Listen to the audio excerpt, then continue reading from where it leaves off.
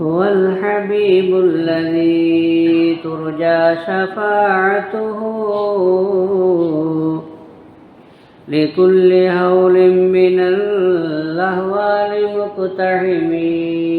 مولاي صل وسلم دائما أبدا على حبيبك خير الخلق كلهم. السلام عليكم ورحمة الله وبركاته. الحمد لله رب العالمين عدد خلقه وزنة عرشه ورضا نفسه ومداد كلماته. سبحانك لا علم لنا إلا ما علمتنا إنك أنت العليم الحكيم. اللهم صل على سيدنا محمد وعلى آل سيدنا محمد وبارك وسلم عليه. أشهد أن لا إله إلا الله وأستغفر الله وأسألك الجنة وأعوذ بك من النار. اللهم ارحمنا برحمتك يا أرحم الراحمين.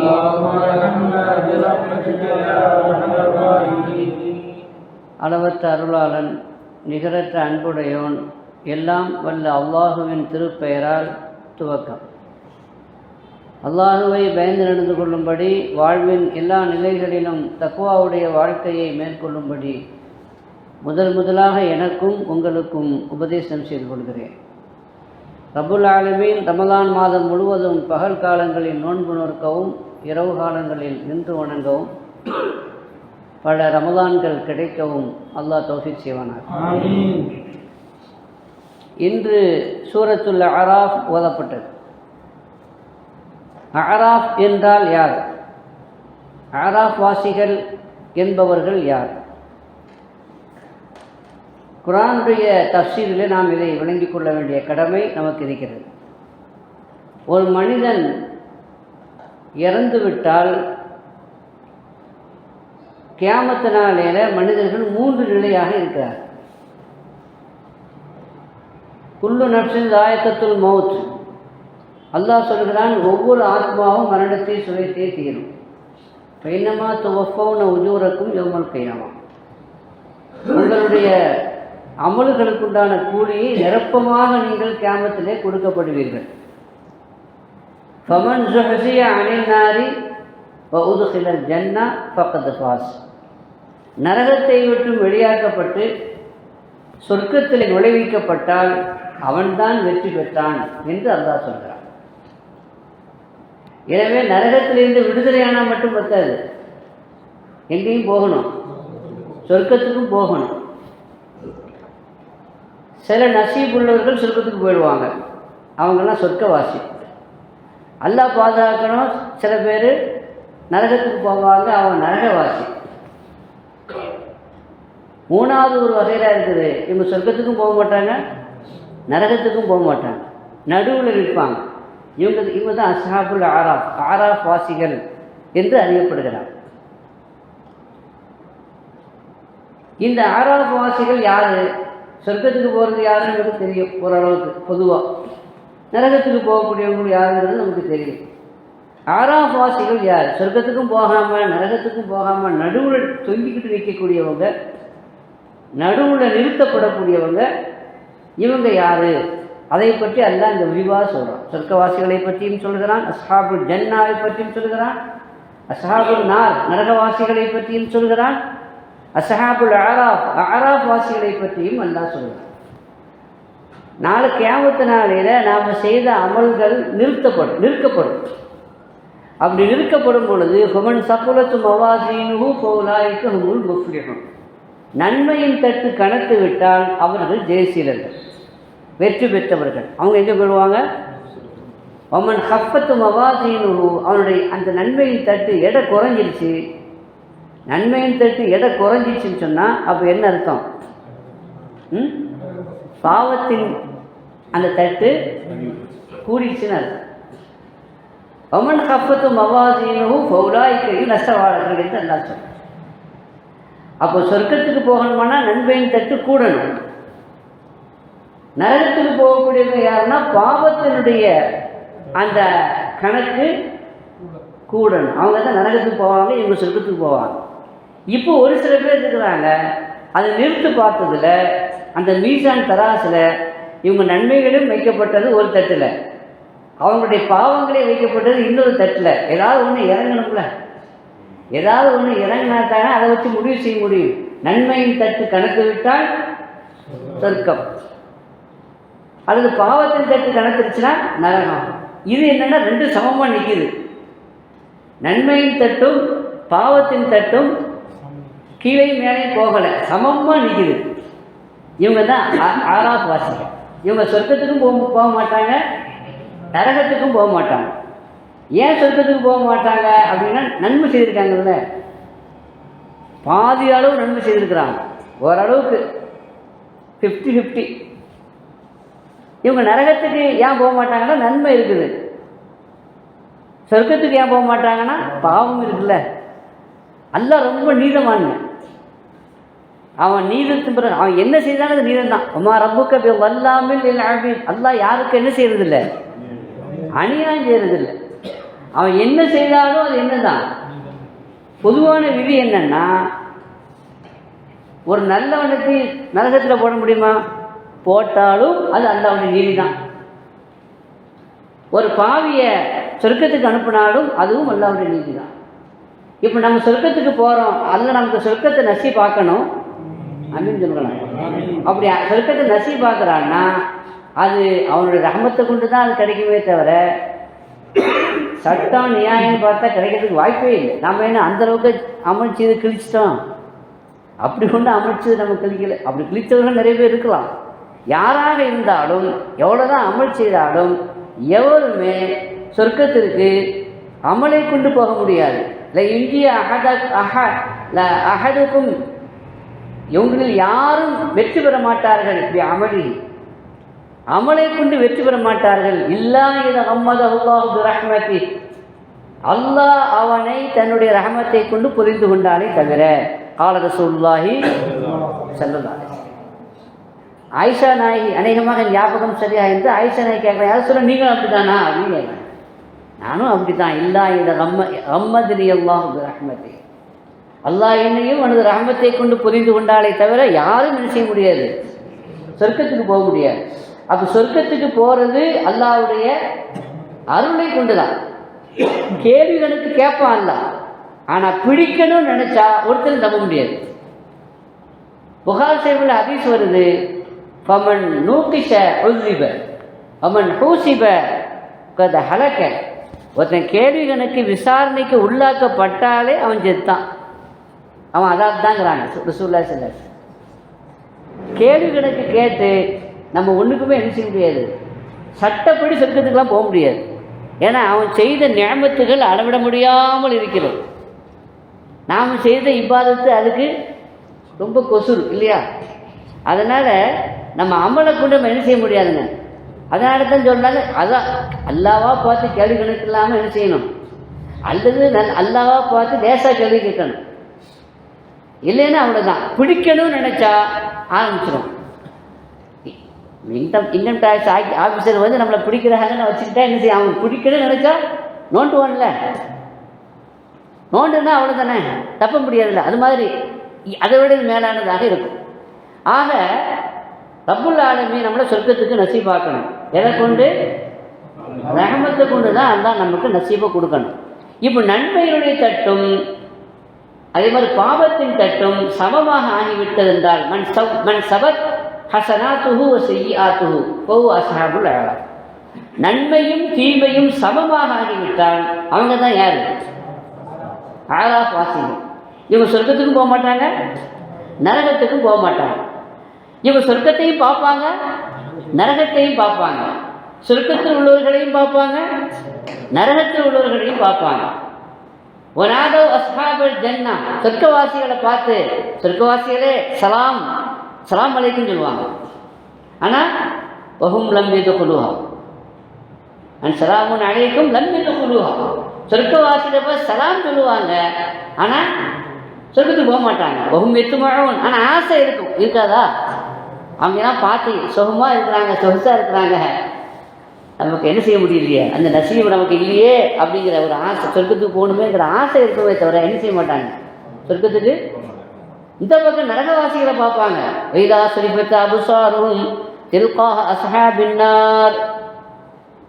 வைதா சரிபத்த அவங்களுடைய பார்வை நரகவாசிகள் பக்கம் திருப்பப்பட்டு விட்டால் பயம். ரப்பனா லா தஜஅல்னா, ரப்பே இந்த லாலின் அக்கிரமக்கார கூட்டத்தாரோடு என்னை என்ன செய்து விடாது, சேர்த்து விடாத ரப்பே என்று துவா செய்வார். இப்போ இது ரெண்டாம் கட்டம் பேர்னாம் பெட்டாம் மாதிரி சொர்க்கத்துக்கும் போகாமல் நரகத்துக்கும் போகாமல் நடுவில் நிற்கிறவங்க இவங்க தான் யாருங்க, ஆராஃப் வாசிகள். இந்த ஆராஃப் வாசிகள் சில பேரை நம்ம வழங்கணும். இதில் யாரெல்லாம் இந்த பட்டியலில் சேருவாங்க, யாரெல்லாம் இவங்கள பட்டியலில் சேருவாங்க அப்படின்னா ஹதீஸில் வருது. என்ன ஹதீஸில் வருது? நம்ம ஏற்கனவே ஒரு ஹதீஸ் சொன்னோம். நபிகள் நாயகம் ஸல்லல்லாஹு அலைஹி வஸல்லம் அவர்கள் ஒரு மனிதரை கண்டிச்சாங்க. ஒருவர் ஷஹீத் ஆயிட்டார், அல்லாஹ்வுடைய பாதையில் உயிர் தியாகம் பண்ணியிருக்கிறார், இரத்த சாட்சி. அவரை பார்த்து இன்னொரு சஹாபி சொன்னார், சோபனம் சொர்க்கவாசி, சொர்க்கத்துக்கு போயிட்டாரு அப்படின்னு சொன்னப்போ அந்த சஹாபியை கண்டித்தார். உனக்கு தெரியுமான்னு கேட்டான். அவர் சொர்க்கத்துக்கு போயிட்டான்னு உனக்கு தெரியுமா அப்படின்னு கேட்டான். ஒருவேளை ரெண்டு காரியம் சொல்கிறாங்க. அதில் ஒரு காரியம் என்னென்னா, தேவையில்லாத பேசியிருக்கலாம்ல, அவர் நினைச்சிருக்கலாம், தேவையில்லாத பேசியிருக்கலாம்ல. இதுலேருந்து என்ன தெரியுது, ஒரு மனிதர் ஷஹீதாயிட்டார், அதனால் நரகத்துக்கு போக முடியாது, போக மாட்டார், அல்ல அனுப்ப மாட்டான். ஆனால் சொர்க்கத்துக்கும் போக முடியாது, ஏன்னா தேவையில்லாதவர் பேசியிருக்காரு, தடுத்து நிறுத்தப்படுகிறார். இடையில என்ன செய்யப்படுறார், தேவையில்லாத பேசுகிறது எவ்வளோ ஆபத்தானதுங்கிறது நம்ம என்ன செய்யணும், தொடர்ந்து பார்த்து கொண்டே வருகிறோம். நாம என்ன செய்யணும், அடக்கணும், நாம பேணணும். இன்னொரு ஹதீஸில் வருது, நபிகள் நாயகம் ஸல்லல்லாஹு அலைஹி வஸல்லம் சொன்னாங்க, ஒரு மனிதர் ஜிஹாதுக்கு போனார். எப்படி ஜிஹாதுக்கு வந்தார் அப்படின்னா, தாய் தந்தையருடைய அனுமதி இல்லாமல் ஜிஹாதுக்கு வந்துட்டார். அனுமதி கேட்டார், கொடுக்கல, உடனே என்ன செய்தார், அவர் வந்துட்டார். இத்தனைக்கும் வேறு சினிமா பார்க்க போகல, வேறு தப்பான காரியத்துக்கெலாம் போகல, அல்லாஹ்வுடைய பாதையில் ஜிஹாது செய்து ஷஹீதாகணுங்கிற ஒரு நல்ல நியத்தில் வந்தார். ஆனால் யார்கிட்ட பெர்மிஷன் வாங்கலை, பெற்றோர்களிடத்தில் அனுமதி வாங்கலை. இப்படி பெற்றோர்களிடத்தில் அனுமதி வாங்காமல் யாராவது ஷஹீதாக இருந்தால் இவங்களும் ஆராஃபாசி தான். இவங்க சொர்க்கத்துக்கு போக முடியாது, ஏன்னா பெற்றோர்களுடைய அனுமதி வாங்கலைங்கிற காரணத்தினால. நரகத்துக்கும் போக மாட்டாங்க, ஏன்னா அல்லாஹ்வுடைய பாதையில் ஷஹீதாக இருக்கிறாங்க. அப்படின்னா பெற்றோர்களுடைய அனுமதி வாங்காமல் ஷஹீதானாலே அவர் சொர்க்கத்துக்கு போக முடியாது. அப்படின்னா பெற்றோர்களுக்கு மாறு செய்தால், இந்த பெற்றோர்களுக்கு மாறு செய்வதை பற்றிலாம் வரல. பெற்றோர்களுக்கு மாறு செய்தால், பெற்றோர்களுக்கு செய்ய வேண்டிய பணிவிடைகள் செய்யாமல் இருந்தால், அவர்களுக்கு நன்மை செய்யாமல் இருந்தால் அவங்களுக்கு என்னவாகும், அதுதான் நம்ம பாதுகாப்பானாங்க. ஒரு சஹாபி வர்றாரு, ரசூலுல்லாஹி அவங்கள்ட்ட வந்து ஜிஹாதுக்கு நான் வருவதற்கு அனுமதி கொடுங்க அப்படின்னு கேட்குறேன். அப்போ ரசூலுல்லாஹி கேட்டாங்க, அஹய்யுன் வாலிதாக், உன் பெற்றோர்கள் ஹயாத்தாக இருக்கிறாங்களா அப்படின்னு கேட்டாங்க ஸல்லல்லாஹு அலைஹி வஸல்லம். ஆமான்னு சொன்னார். அப்படின்னா இப்போ ஃபீஹிமா ஜாஹித், அங்கே போய் ஜிஹாது பண்ணுட்டாங்க. நீ ஜிஹாது பண்ண வேண்டியது போர்க்களத்தில் அல்ல, உன் பெற்றோர்கள் விஷயத்தில் நன்மைகள் செய்து அவருடைய திருப்பொருத்தத்தை பெற்று அந்த ஜிஹாதை அங்கே போய் செய். அப்படின்னா பெற்றோர்களுக்கு நாம் செய்ய வேண்டிய கடமை சாதாரணமானது அல்ல. பெற்றோர்களுக்கு நாம் செய்ய வேண்டிய கடமை ரொம்ப ரொம்ப அவசியமானது என்பதை நம்ம முதல்ல விளங்கிக்கணும். ஒரு சஹாபி வந்தார், ஜிஹாதுக்கு அனுமதி கேட்டு வர்றார், நல்ல விஷயத்துக்கு அனுமதி கேட்டு வர்றார். அப்போ ரசூலுல்லாஹி ஸல்லல்லாஹு அலைஹி வஸல்லம் இதே மாதிரி கேட்டாங்க, பெற்றோர்கள் இருக்காங்களா? இருக்காங்க. நீ அவர்களை அளவைத்து விட்டு வந்தாயான்னு கேட்டாங்க. ஏன்னா அவங்க போகிறதுக்கு இஷ்டம் இல்லை, பிள்ளை போகிறதுக்கு இஷ்டம் இல்லை. அப்போ அழுது அவனை அனுப்பி வச்சாங்க, மனசு இல்லாமல். அப்போ ரசூலுல்லாஹி ஸல்லல்லாஹு அலைஹி வஸல்லம் சொன்னாங்க, அளவைத்து நீ வந்திருக்கிறாய், போய் அவங்கள சிரிக்க வைங்க. இப்போ ஜிஹாதை விட மேலான அமல் எது? பிர்ருல் வாலிதைன், பெற்றோர்களுக்கு நன்மை செய்வது. பெற்றோர்கள் அழக்கூடாது. சில பேர் பெற்றோர்கள் மனசை புண்படுத்துறது, பெற்றோருடைய மனசை காயப்படுத்துறது. பெரும்பாலும் எப்போ காயப்படுத்துவாங்கன்னா கல்யாணத்துக்கு பிறகு. நம்ம பீவியுடைய சொல் கேட்டு பீவியை திருப்திப்படுத்தணும் அப்படின்னா ஒன்றும் நான் இருக்கணும் அல்லது அவங்க இருக்கணும் அப்படின்னு நிபந்தனை போடுவாங்க.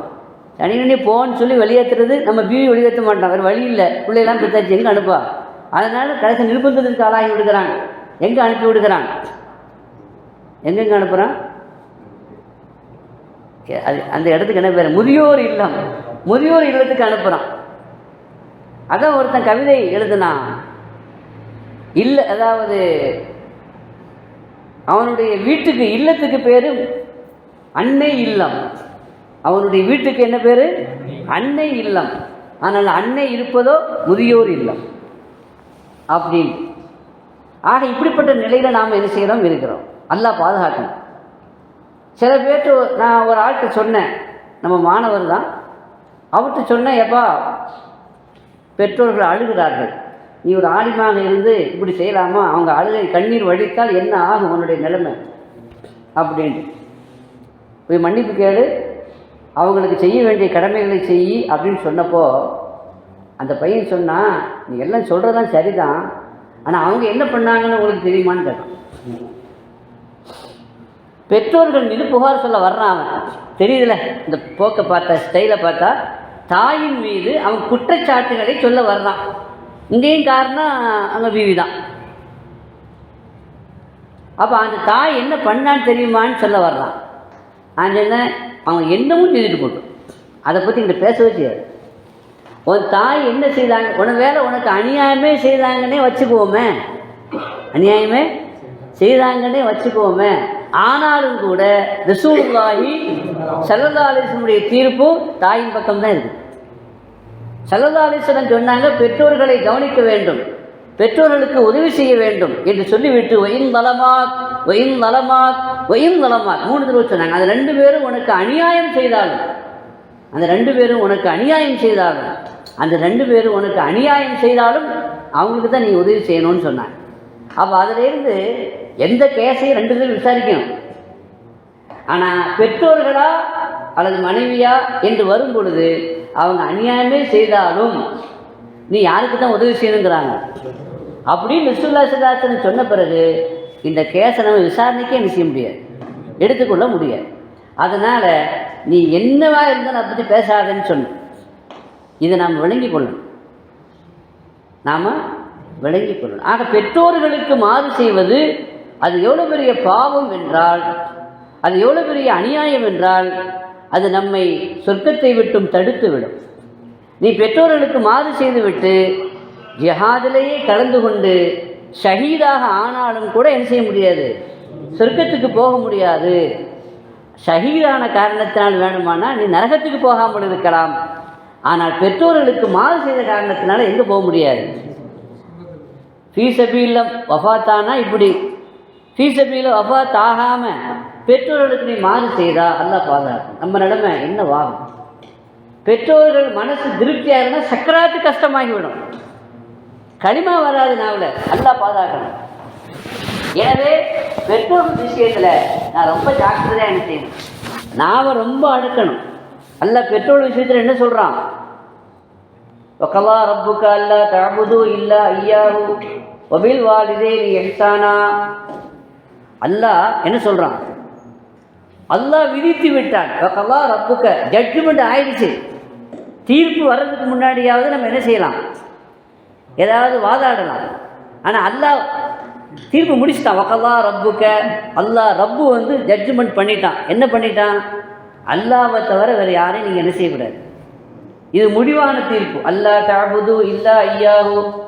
அதுக்கு அடுத்து அல்லாஹ் சொல்றா வபில் வாலிதைனி இஹ்சானா, பெற்றோர்களுக்கு உபகாரம் செய்ய வேண்டும், உதவி செய்ய வேண்டும் என்று அல்லாஹ் ஜட்ஜ்மெண்ட் பண்ணிட்டான். வகலா ரப்புக இம்மா யபலுகன்ன இந்தக அஹதுஹுமா அவ் கிலாஹுமா, உங்களிடத்தில் 2 பேருமே இருந்தால் அவு கிலாகுமா, அல்லது ரெண்டு பேருமே இருந்தால், அல்லது யாராவது ஒரு ஆள் வயதான காலத்தில் உங்கள் இடத்துல இருக்கிறாங்க அப்படின்னா, வலா தகுல்லஹுமா உஃபின், அவங்கள பார்த்து உஃப்புன்னு கூட சொல்லக்கூடாது. உஃப்புன்னா என்னங்க, சாதாரணமாக விளங்குறதுக்காண்டி சீ என்று கூட என்ன செய்யக்கூடாது. ஆனால் அசலில் உஃப்பு அப்படிங்கிறதுக்கு சீங்கிறது விளங்குறதுக்கு சொல்லப்பட்டது தானே தவிர சரியான மொழிபெயர்ப்பு அல்ல. அதாவது தாயின் மீது எரிச்சல் பட்டு சொல்லக்கூடிய எந்த சொல்லும் உப்பு தான். பெற்றோர்கள் சொல்லக்கூடிய நமக்கு எரிச்சலாக இருக்குது, எரிச்சலாக இருந்தால் கூட வாய் திறக்கக்கூடாது. நாவ் என்ன செய்யணும். அப்போ சீன்னு சொன்னாலே தப்பு. வலா தகுல்லஹுமா உஃபின் வலா தன்ஹர்ஹுமா, அவங்கள விரட்டக்கூடாதுங்கிறதல்ல, சீ என்று கூட சொல்லக்கூடாது. அவங்கள உதாசீனம் செய்யக்கூடிய எரிச்சல் அடையக்கூடிய வார்த்தைகளை என்ன செய்யக்கூடாது, சொல்லக்கூடாது. வகுல்லஹுமா வலா தகுல்லஹுமா உஃபின் வலா தன்ஹர்ஹுமா வகுல்லஹுமா கௌலன் கரீமா. இந்த ரெண்டு பேர்த்தையும் நம்ம கண்ணியமாக பேசணும். என்னம்மா போட்டு தொணன்னு வர்ற பேசுகிறோமா? பாப்பா அம்மா வயசான காலத்தில் தொணன்னு வர்றீங்க, பேசாமல் இருக்கிறேன் சொல்லமா? எரிச்சல் வரத்தான் செய்யும். ஆனாலும் கூட நம்ம என்ன செய்யக்கூடாது. வகுல்லஹுமா கௌலன் கரீமா வஹ்ஃபித் லஹுமா ஜனாஹல் துல்லி, அந்த ரெண்டு பேருக்கும் பணிவின் ரெக்கையை விரியுங்கள் அப்படின்னு சொல்கிறோம். வஹ்ஃபித் ஜனாஹல் துல், இழிவின் அல்லது பணிவின் அந்த ரெக்கையை நீங்கள் என்ன செய்யுங்க. ரப்பி ரஹம்ஹுமா கமா ரப்பயானி சகீரா என்று என்ன செய்யுங்க, அவங்களுக்காண்டி துவா செய்யுங்க. ரப்பே, நான் சிறுவனாக இருக்கும் பொழுது என் மீது கருணை காட்டி என்னை வளர்த்து ஆளாக்கியார்கள், எனவே நீ அவர்களுக்கு நீ கிருபை செய்வாயாக. ஒரு நாளைக்கு நாம் 5 வக்தில் ஓதணும், அல்லது குறைஞ்சது ஒரு நாளைக்கு ஒரு தடவையாவது என்ன செய்யணும். ரப்பி ரஹம்ஹுமா கமா ரப்பயானி சகீரா, ஹயாத்துலேயும் ஓதணும், ஹயாத்துக்கு பிறகும் என்ன செய்யணும். நீங்களும் நானும் சாலிஹான ஆள் அப்படின்னு எப்படிங்க முடிவு பண்ணுறது? சாலிஹான ஆட்கள் இருக்காங்கல்ல, சாலிஹான மனிதர் அப்படின்னு சொல்கிறோம்ல. சாலிஹான மனிதர்னா யார்? உமையு தஹில்லாஹ ரசூல ஃபௌலாயிக மஅல்லதீன அன்அம அல்லாஹு அலைஹிம் மினன் நபியீன வஸ்ஸித்தீகீன வஸ்ஸுஹதாஇ வஸ்ஸாலிஹீன். 4 படித்தரங்கள் இருக்கு. முதலாவது நபிமார்கள், ரெண்டாவது சித்தீகீன்கள், மூணாவது சுஹதாக்கள், நாலாவது சாலிஹீன்கள், நல்லோர்கள், நாதாக்கள். இந்த சாலிஹான ஒரு ஆள், நீங்கள் நான் சாலிஹான ஆளா அப்படிங்கிறத தீர்மானிக்கணுமானா எதை வச்சு தீர்மானிக்கலாம்? ஹயாத்துடைய காலத்திலே தீர்மானிக்கலான்னு சொல்கிறான். எப்படி தீர்மானிக்கிறது? ஹதீஸில் வருது, ரசூலுல்லாஹி இதா மாத்தல் இன்சான் இன்கத்தஅமலுஹு, ஒரு மனிதன் இறந்து விட்டால் அவனுடைய அமல் அதோடு ஸ்டாப். மௌத்து வரைக்கும் தான் அமல் செய்ய முடியும். மௌத்து ஆகிட்டோம்னா அமல் செய்ய முடியாது. அமலுடைய வாசல் என்ன ஆகிடும்? அடப்பட்டு விடும். சில நல்லோர்கள் நாதாக்கள் மௌத்துக்கு பிறகு என்ன செய்வாங்க? அது கராமத்து, அல்லாஹ் அவங்களுக்கு கொடுத்த கிஃப்ட். சில பேர் கபூரில் தொழுதுகிட்டு இருக்காங்கல்ல, நபிமார்கள் கபூரில் தொழுகிறாங்க. அல் அம்பியா அஹ்யாவுன் ஃபி குபூரிஹிம், நபிமார்கள் கபூரில் ஹயாத்தாக இருக்கிறாங்க. மேராஜுடைய ஹதீஸில் ராயித்து மூசா யுஸல்லி ஃபி கபூரிஹி, மூசா நபி அலைஹிஸ்ஸலாமை நான் பார்த்தேன் கபூரில் தொழுதுகிட்டு இருக்கிறாங்க. சில பேருக்கு தொழுகையின் மீது இஷ்கு, தொழுகையின் மீது அவ்வளோ பிரியம். அதனால் அல்லாட்ட கேட்பாங்களாம், நான் மூத்தா போனாலும் கபூரில் என்ன செய்யணும், சொல்லணும் அப்படி. நமக்கு இங்கேயே தொழுது பாடாக இருக்குது, கஷ்டமாக இருக்குது இல்லையா? வைநாள கபீரத்துன்னு ரொம்ப பாரமாக இருக்குது. இல்லல் ஹாஷினி, பயபக்தியுடையவர்களை தவிர. ஆனால் நல்லடியார்கள் மௌத்தானா நல்லவங்களாக இருந்தால் சொர்க்கம் கிடைக்கும்ல. ஹதீஸில் வருது, முன்கணிக்கையோட கேள்விக்கு சரியான பதில் சொல்லியாச்சுன்னா அவர் முதல் கட்டத்தில் வெற்றி பெற்றார். அப்போ அல்லாஹ் கபரை விசாலமாக்குவான், கபரை விசாலமாக்கிடுவான். எந்த அளவுக்கு விசாலமாக்குவான்? அவர் பார்வை எங்கே வரைக்கும் போகுதோ அந்த அளவுக்கு என்ன செய்வான்? விசாலமாக்கிடுவான். சொர்க்கத்தினுடைய கதவு திறக்கப்பட்டு விடும். எனவே அங்கிருந்து சுகந்தமான காற்று வீசிக்கொண்டே இருக்கும். சொர்க்கத்தினுடைய காற்று இந்த உலகத்திலேயே கபூர்லேயே வீசிக்கொண்டு இருக்கும். அப்போ கபூரை எப்படி ஆயிடும்? அவருக்கு சொர்க்கமாக ஆயிடும். வழக்கமாக சொல்லுவாங்க, நம் கனவுமத்தில் ஆகோஸ், புது மாப்பிள்ளை மாதிரி தூங்குப்பான், ராகத்தா எரின்னு இருக்கு. புது மாப்பிள்ளை மாதிரி நீ தூங்கு அப்படின்னு சொல்லுவாங்க. நம்ம தூங்கலாம்ல? துனியாவில் தான் அமல் செய்து கஷ்டப்பட்டு உழைத்து பாடுபட்டு நிறைய சவாபுகளை பெறணுங்கிறதுக்காக வேண்டி செய்தோம், வேலை செய்தோம். இப்போ அல்லாவே சொல்லிட்டான், இப்போ ஒன்றும் செய்வான் கபூரில், நீங்களும் செய்யுங்க, தூங்குங்க. அதுவும் எப்படி தூங்குங்க? நம்மத்தில் அரூஸ் புது மாப்பிள்ளை தூங்குற மாதிரி தூங்கணுமா? புது மாப்பிள்ளை தூங்கும் பொழுது சாந்தி முகூர்த்தம் முடிஞ்சு ரொம்ப சந்தோஷமாக ராகத்தாக தூங்குவார்ல, அந்த மாதிரி தூங்கு அப்படின்னு சொல்லப்படும். அப்போ அந்த மாதிரி ரெஸ்ட் எடுக்கக்கூடிய அந்த இடத்துல, ஓய்வாக தூங்கக்கூடிய வாய்ப்பும் வசதியும் இருக்கக்கூடிய இடத்துல சில நாகாக்கள் யாரெல்லாம் கபூர்லையும் எனக்கு தொழக்கூடிய வாய்ப்பு கொடு என்று கேட்டால், அப்போ அவங்களுக்கு சொர்க்கம் எப்படி, தொழுகை எப்படி ஆயிடுச்சு? எனக்கு உங்களுக்கு எப்படி தெரியாது, நீங்கள் எப்படி நாதாக்கள், சாதாரணமான மக்களுக்கு நான் சொல்கிறேன், தொழுகைனால எப்படி இருக்குதுங்க? ரொம்ப பாரமாக இருக்குது. ஆனால் ரசூலுல்லாஹி ஸல்லல்லாஹு அலைஹி வஸல்லம் சொல்கிறாங்க, எனக்கு 3 விஷயம் எனக்கு பிரியமாக ஆக்கப்பட்டது. 3 விஷயம். 1 அத்தர், 2வது பெண்கள் மனைவிமார்கள் எனக்கு பிரியமாக எனக்கு பிரியம் சொல்லலை, பிரியமாக ஆக்கப்பட்டது. ஹுப்பிப இலைய அந்நிசாஉ, பெண்கள் எனக்கு பிரியமாக ஆக்கப்பட்டார்கள். பாவப்பட்டவங்க அவங்களுக்காக வேண்டி வாதாடக்கூடியவர்கள் உலகத்தில் யாருமே இல்லை. பெரும்பாலும் பெண்கள் அநியாயம் செய்யப்படுவார்கள்.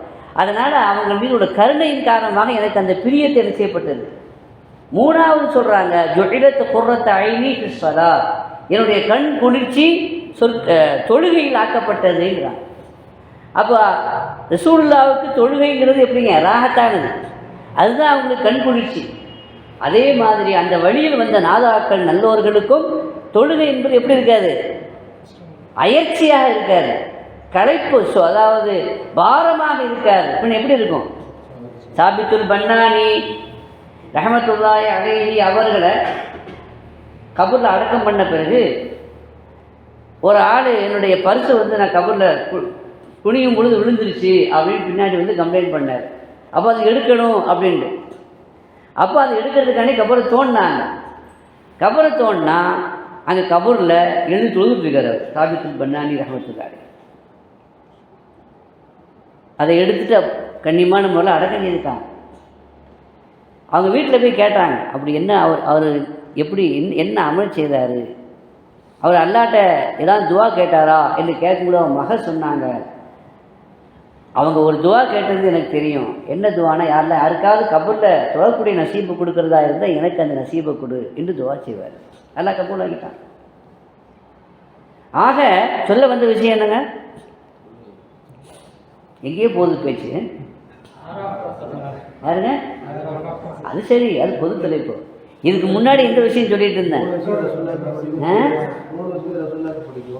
அது தொழுகை கண் குளிர்ச்சின்னா நாதாக்களை கண் குளிர்ச்சி. சொல்ல வந்தது அமல் முடிஞ்சிடும். இறந்து போயிட்டா அதோட அமல் முடிஞ்சிடும். அப்போ ரசூலுல்லாஹி தான் சொல்கிறாங்க, இதான் மாத்தல் இன்சானும் இன்கத்தா அமல். ஒரு மனிதன் இறந்து விட்டால் அவனுடைய அமல் முடிஞ்சிடும், அதோட ஸ்டாப். ஆனால் 3 பேரை தவிர, 3 அமல்களை தவிர. 1வது என்ன அப்படின்னா, இல்முன் இந்த ஃபௌபி, பயன் தருகிற கல்வி. கல்வி பயன் தருகிற கல்விக்கு உதவி செய்தார். உஸ்தாதாக இருந்து ஓதி கொடுத்தாரு, படித்து கொடுத்தாரு. அது பெரிய மதரசா கட்டி அந்த கல்விக்காக வேண்டி அவர் என்ன செய்தார்?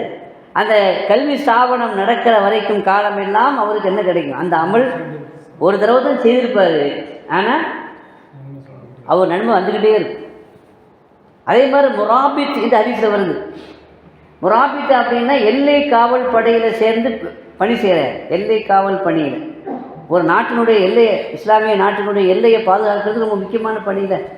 அதில் அவர் ஷஹீத் ஆகலை, ஆனால் அந்த பணியில் அவர் இருந்தாலே, வஃபாத்தானாலே கியாமத்து வரைக்கும் அவருக்கு சவாபு எழுதப்பட்டு கொண்டே இருக்கும்.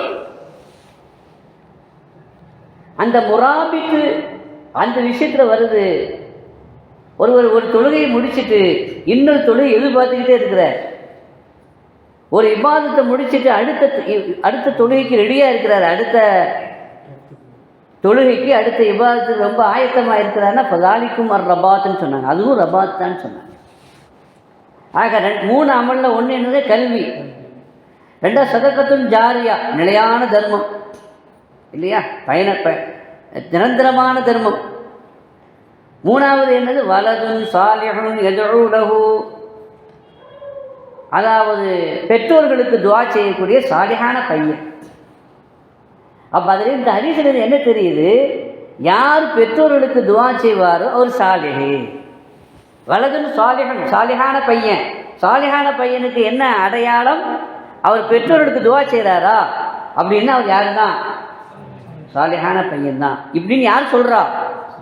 ரசூலுல்லாஹி. அப்போ அதுலேருந்து என்ன தெரியுது? நாம் பெற்றோர்களுக்கு என்ன செய்யணும்?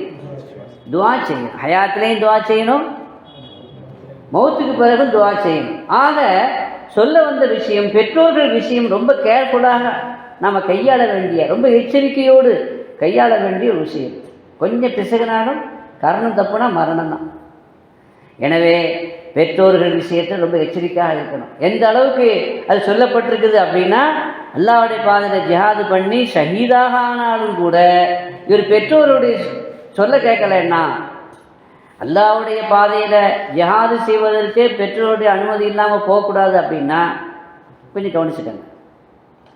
அதை விட வேறு என்ன அமல் இருக்குது இல்லையா? எனவே பெற்றோர்களுடைய அனுமதி இல்லாமல் நாம் என்ன செய்யக்கூடாது? ஜிஹாதுக்கே போகக்கூடாதுன்னு மற்றதை நீங்கள் விளங்கிக் கொள்ளணும். அல்லாஹ் நமக்கு தௌஃபீக் செய்வானா. அப்படிப்பட்ட ஒரு சிறந்த அமல் தான் பெற்றோர்களுக்கு அல்லாஹ்வுக்கு அடுத்தபடியாக நாம் செய்ய வேண்டிய கடமை யாருக்கு? அது பெற்றோர்களுக்கு என்பதை குர்ஆனிலே அல்லாஹ் தஆலா தீர்ப்பே பண்ணிட்டான். எனவே அந்த நசீப் நமக்கு அல்லாஹ் தரட்டும். எனவே ஷஹீது ஆராஃப் வாசிகள் யாரு அப்படின்னா, அதில் ஒரு சில பேரை பார்த்தோம்ல. இப்போ நம்ம பார்த்து கொண்டிருக்கிறது யாரை? அல்லாஹ்வுடைய பாதையில் ஜிஹாது செய்யறதுக்கு அனுமதி இல்லாமல், பெற்றோரோட அனுமதி இல்லாமல் வந்தார். வந்து என்ன ஆயிட்டாரு? ஷஹீத் ஆயிட்டாரு. இவர் சொர்க்கத்துக்கும் போக முடியாது, நரகத்துக்கும் போக முடியாது. இவரும் அஸ்ஹாபுல் ஆராஃப், இவர் ஆராஃப் வாசி தான். சொர்க்கத்துக்கு ஏன் போக முடியாதுன்னா பெற்றோர்களுடைய துஆவை வாங்கலை. நரகத்துக்கு ஏன் போக முடியாதுன்னா இவர் வந்து ஷஹீத் ஆகிருக்கிறார். இப்போ கடைசியில் முடிவு என்ன? சொர்க்கத்துக்கும் போகாமல் நரகத்துக்கும் போகாமல் நடுவில் இருக்கிறாங்க இவங்களாம். ஒரு வகையில் என்ன அப்படின்னா வேதனை இல்லை. நரகத்துக்கு போனதுன்னா வேதனை இல்லாமல் இருக்கிறாங்க. ஆனால் சொர்க்கவாசிகளை பார்த்து அவங்க ஜல்சா பண்ணிட்டு இருக்கிறாங்க, சுகமாக இருக்கிறாங்க, ரொம்ப ஜாலியாக இருக்கிறாங்க, என்ஜாய் பண்ணிட்டு இருக்கிறாங்க. இவங்க அதை பார்த்தாலே கொஞ்சம் கஷ்டம் தானே, அதுவும் வேதனை தானே. ஒரு மனிதன் என்ஜாய் பண்ணுறான் அப்படின்னா அந்த வாய்ப்பு நமக்கு கிடைக்கலன்னு சொன்னால் அதுவே வேதனை தானே. அந்த அதாபு இருக்கும். அதெல்லாம் நம்மளை பாதுகாக்கணும்.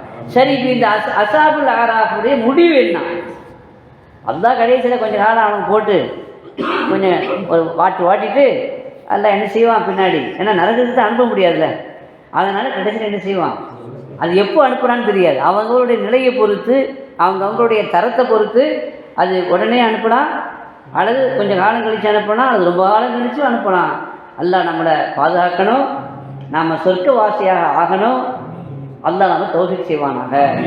பிஹக்கி சய்யிதினா முஹம்மத் வ ஆலி சய்யிதினா முஹம்மத் ஸல்லல்லாஹு அலைஹி வஸல்லம். வ ஆகிரு தஅவானா அனில் ஹம்துலில்லாஹி ரப்பில் ஆலமீன்.